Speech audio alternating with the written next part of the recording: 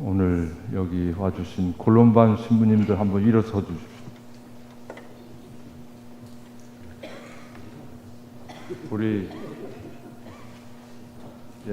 우리 제주교구 신자, 성직자 모두 이분들에게 감사의 큰 절을 한번 이렇게 드립니다.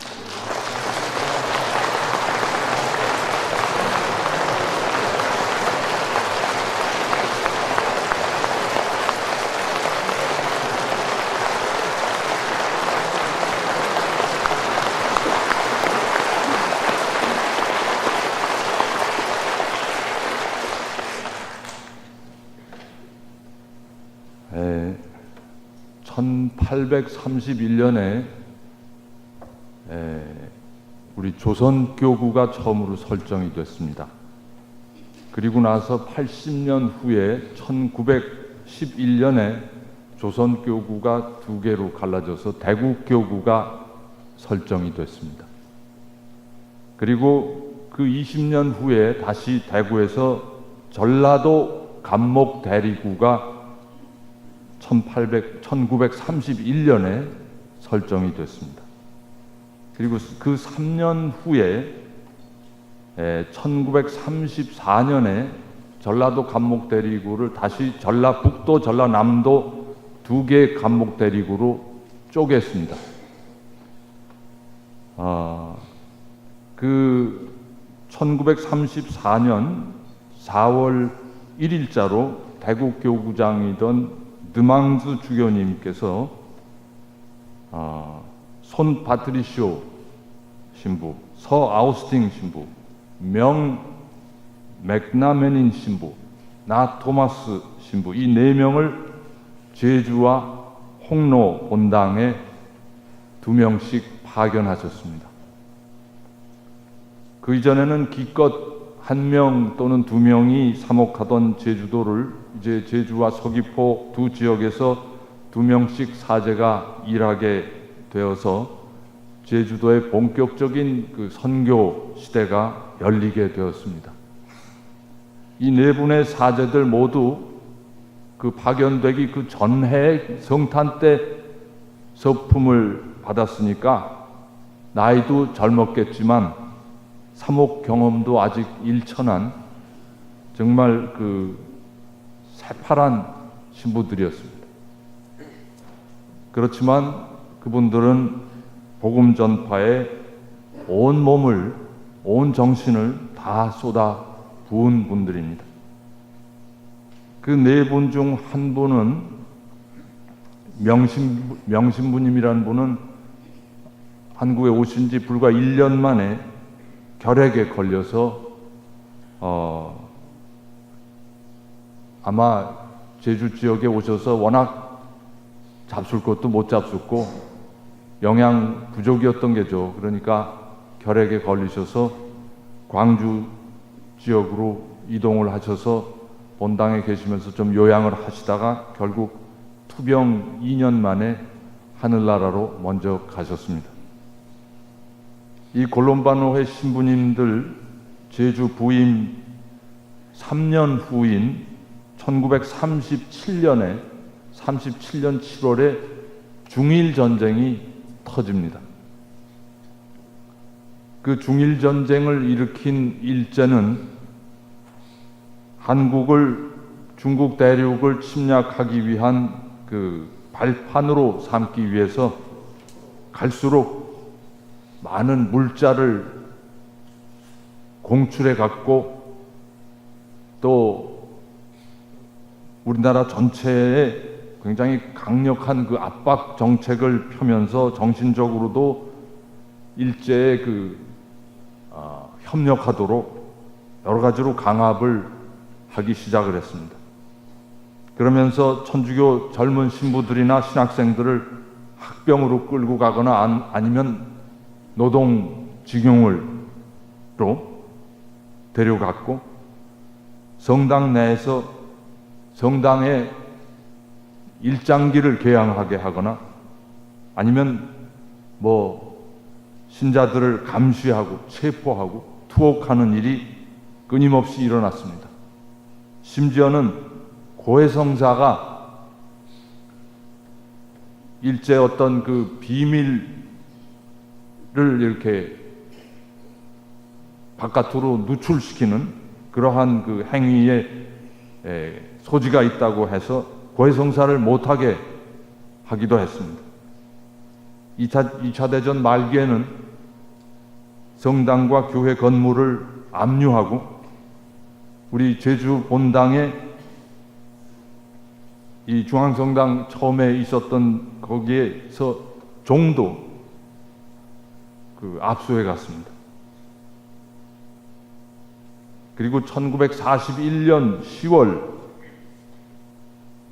이 제주 본당에서 사목하시던 손 파트리쇼 신부님과 서 아우스팅 신부님 그리고 서귀포 본당의 나 토마스 신부님 이 세 분과 함께 30여 명의 천주교 신자들이 일제 경찰에 체포되어서 온갖 그 강압적인 수사와 고문을 받게 되었습니다. 이 세 신부님들을 체포했던 그때 그 일제 경찰의 이유는 이 성직자들이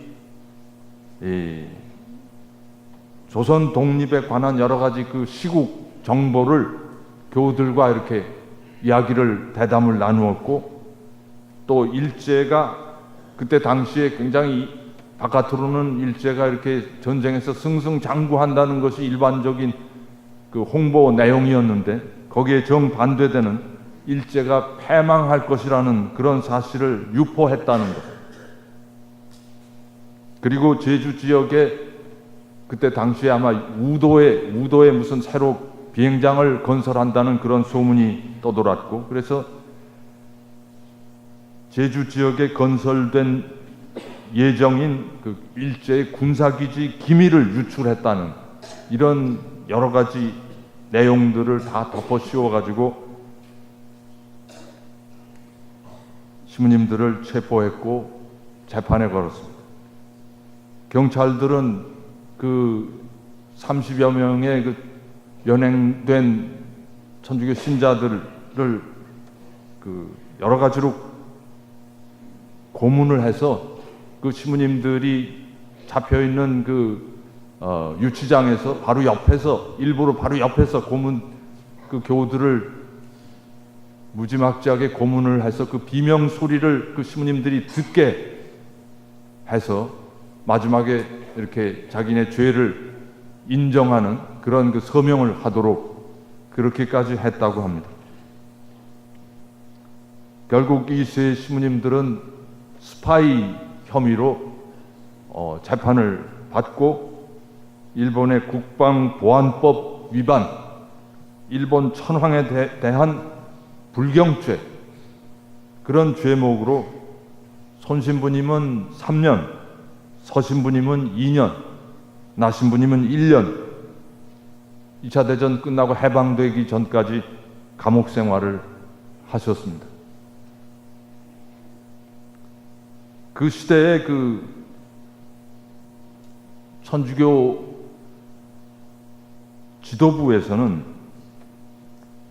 일반적으로 로마에서도 그랬고 한국 전체에서도 그랬고 일본 제국주의와 너무 정면으로 대결을 하면 또다시 옛날 그 조선 왕조 때의 심각한 박해가 재현될 것을 우려해서 일본 제국주의가 강요하는 그 신사 참배도 그게 꼭 종교 행위라고 신앙 행위라고 보기는 어려우니까 신사 참배를 해도 좋다 하는 그런 그 판단을 하면서 일제와의 정면 충돌을 피해 가려고 했습니다.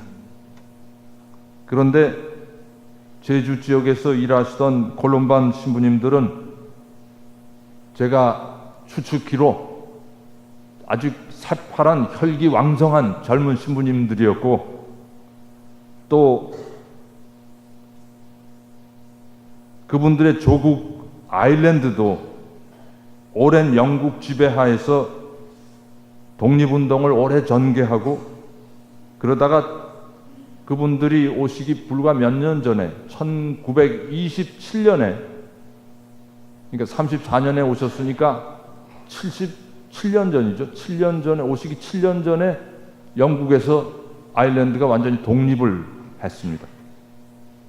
그래서 아마 이분들이 조선의 그 운명에 대해서 누구보다도 깊이 공감하고 계셨고, 그래서 조선의 신자들과 연대하면서 신자들에게 교리를 가르치거나 제대해서 강론할 때 거리낌 없이 조선의 독립 정신을 북돋는 그런 그 가르침을 주셨다고 합니다. 이런 행동들이 문제가 돼서 결국은 감옥에 가신 거죠. 이렇게 골롬바노의 신부님들은 자신들의 생명을 걸고 사목 생활을 하셨습니다. 그냥 교리를, 세례를 주기 위해서 그냥 교리를 가르치는 데 머물지 않고 신자들의 삶을 함께 나누려고 모든 것을 공유하셨습니다. 정말 가난한 교우들과 동고동락하면서 교우들과 운명을 함께 했습니다. 이 제주뿐 아니라 한국에서도 가장 열악한 지역, 전라남도, 그리고 강원도 지역에서 활동하시다가 1950년 6.25 동란이 터진 다음에 많은 골롬반 시민님들이 공산당에 붙잡혀서 많은 고초를 겪으셨습니다. 결국 제가 알기로 7분의 시민님들이 목숨을 바쳐서 순교를 하시게 되었습니다. 그리고 해방 이후에도 골롬반 신부님들은 우리 한국이 그 민주화 산업화되는 그 과정에서 가장 열악한 그 노동 환경에서 고생하는 노동자들을 위해서, 아니면 민주화 활동을 위해서 정말 그 희생하는 그런 젊은이들을 위해서 그들과 함께 동고동락하면서 사목을 하셨습니다. 정말 예수님께서 그 갈릴레아의 어려운 지역 사람들과 동고동락하셨듯이 골롬바노의 신부님들도 조선의 가장 어려운 지역 신자들과 동고동락해 주신 것 같습니다. 그리고 저는 무엇보다도 골롬바노의 선교사 신부님들이 선교사로서의 정체성을 아주 확실하게 보여주신 것은 당신들이 책임지고 사목하던 지역에서 방인 사제들, 한국인 사제들이 늘어나고 교회의 그 틀이 잡혀가고 교구가 설립되고, 그러면서 이분들은 아낌없이 당신들이 책임지고 있던 그 자리를 한국 사제들에게 물려주고 조용히 본당을 하나씩 하나씩 각 교구에 넘겨주셨습니다. 과거 그 세계 교회 역사 안에서 보면 서방의 여러 수도회들이 아시아, 아프리카 대륙의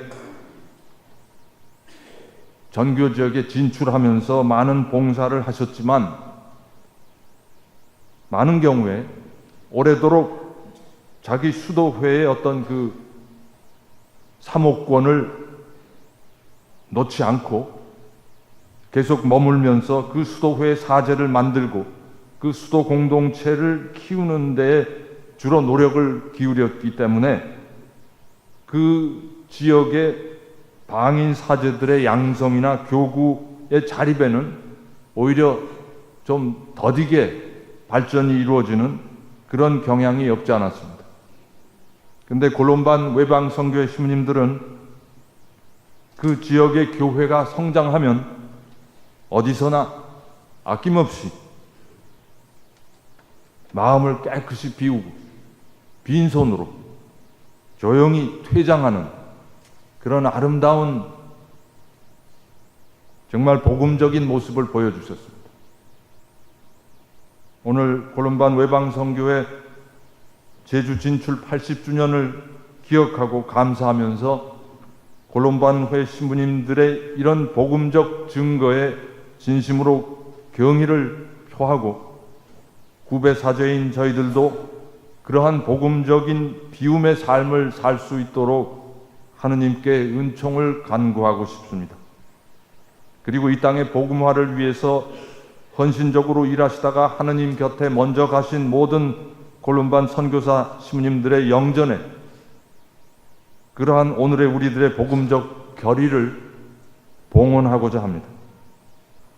그리고 오늘 현재까지도 우리와 함께 머물면서 제주의 복음화를 위해서 헌신하고 계시는 우리 콜롬반 신부님들, 임피제 신부님, 이어돈 신부님, 황페리 신부님, 주 예레미야 신부님들께 진심으로 감사와 축하의 말씀을 드리고 싶습니다.